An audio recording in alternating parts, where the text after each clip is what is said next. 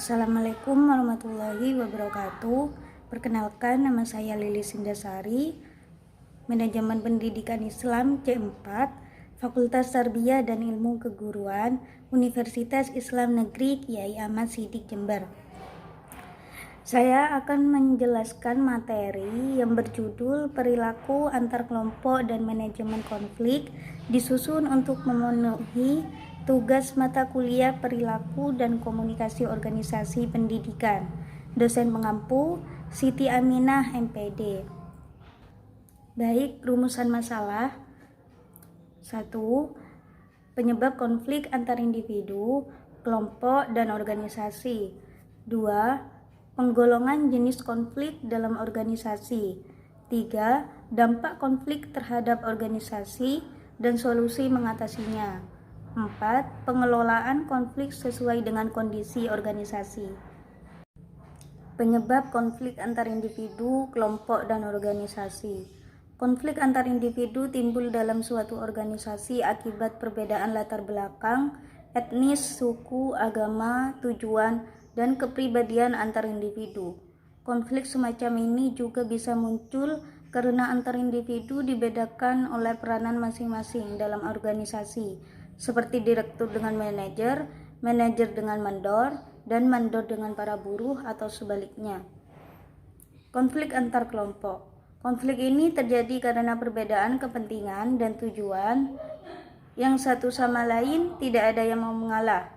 Biasanya konflik antar kelompok ini muncul karena ingin saling menguasai, yang mayoritas merasa lebih berhak menjadi pemimpin dan menentukan tujuan kelompok tersebut. Konflik antar organisasi timbul sebagai akibat persaingan bisnis. Persaingan memperoleh pengakuan atau pengaruh dari masyarakat.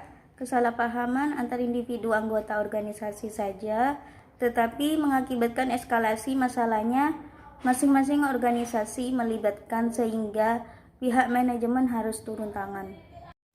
Penggolongan jenis konflik dalam organisasi. 1. Konflik peranan yang terjadi di dalam diri seseorang, di mana peraturan yang berlaku tak dapat diterima oleh seseorang sehingga orang tersebut memilih untuk tidak melaksanakan sesuatu sesuai dengan peraturan yang berlaku tersebut. Contohnya seperti tidak cukupnya kemampuan yang dimiliki. Konflik yang terjadi karena permintaan peran lain serta ketidakcocokan standar evaluasi. 2. Konflik antar peranan, di mana orang menghadapi persoalan karena dia menjabat dua atau lebih fungsi yang saling bertentangan, seperti seseorang yang menjadi mandor dalam perusahaan tetapi juga sebagai ketua serikat kerja. 3. Konflik yang timbul karena seseorang harus memenuhi harapan beberapa orang. Misalnya seorang rektor yang harus memenuhi permintaan dari dekan-dekan fakultas yang berlainan atau dekan yang harus mengakomodir semua kepentingan atau kebutuhan para ketua jurusan yang juga sangat bermacam-macam. 4. Konflik yang timbul karena disampaikannya informasi yang saling bertentangan. Contoh dari konflik ini biasanya adalah miscommunication dalam suatu organisasi. Dampak konflik terhadap organisasi. Dampak positif. 1. Organisasi menjadi lebih dinamis. 2. Konflik sebagai suatu kejadian dapat dipakai sebagai pengalaman berharga. 3. Konflik yang diakibatkan oleh pembuatan kebijakan mengenai kesejahteraan atau pengupahan menyadarkan pihak pimpinan organisasi lebih berhati-hati dalam setiap pengambil keputusan. 4. Konflik yang berhasil diatasi dan memuaskan dua belah pihak, melahirkan pribadi-pribadi yang kreatif, kritis, dan inovatif. 5. Konflik juga menyadarkan semua elemen organisasi atas makna sebuah kemajemukan.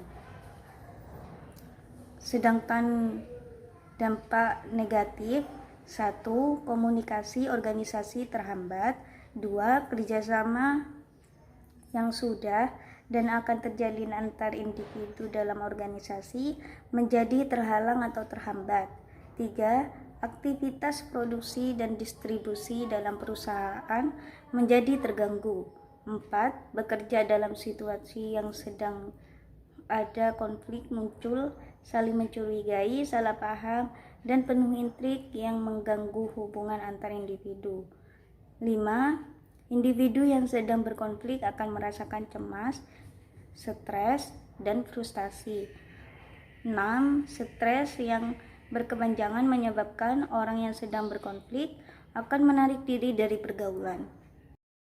Solusi mengatasi konflik. Terdapat 3 metode untuk menyelesaikan konflik, yaitu 1. Konsensus, di mana pihak-pihak mengadakan pertemuan untuk mencari pemecahan masalah yang terbaik, bukan mencari kemenangan bagi masing-masing pihak. 2. Metode konfrontasi, di mana pihak-pihak yang saling berhadapan menyatakan pandangannya secara langsung satu sama lain dengan kepemimpinan yang terampil dan kesediaan semua pihak untuk mendahulukan kepentingan bersama. Kerap kali dapat ditemukan penyelesaian yang rasional. 3. Penggunaan tujuan-tujuan yang lebih tinggi dapat juga menjadi metode penyelesaian konflik bila tujuan tersebut disetujui bersama. Pengelolaan konflik sesuai dengan kondisi organisasi. Ada 5 cara mengelola konflik dalam organisasi, antara lain 1. Integrating.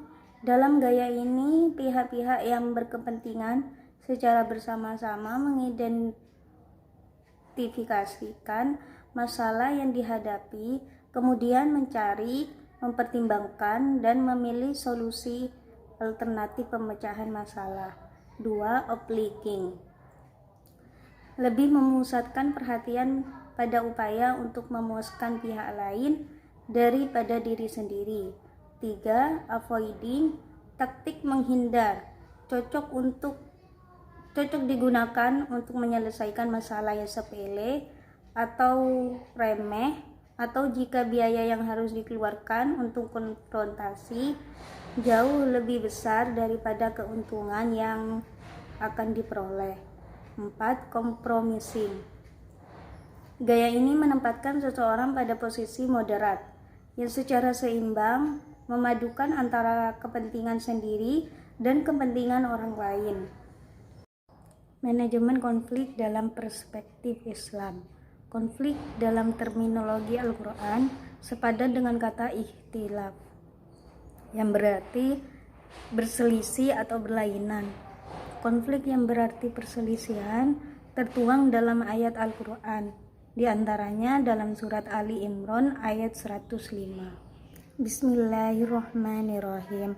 Wala takunu kalladzina tafarraqu wahtalafu min ba'di ma ja'ahumul bayyinat wa ulaika lahum 'adzabun 'adzim. Artinya, dan janganlah kamu menjadi seperti orang-orang yang bercerai-cerai dan berselisih setelah sampai kepada mereka keterangan yang jelas, dan mereka itulah orang-orang yang mendapat azab yang berat.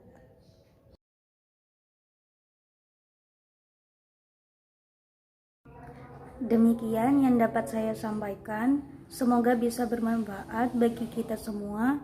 Apabila ada tutur kata yang kurang berkenan, saya mohon maaf. Wassalamualaikum warahmatullahi wabarakatuh.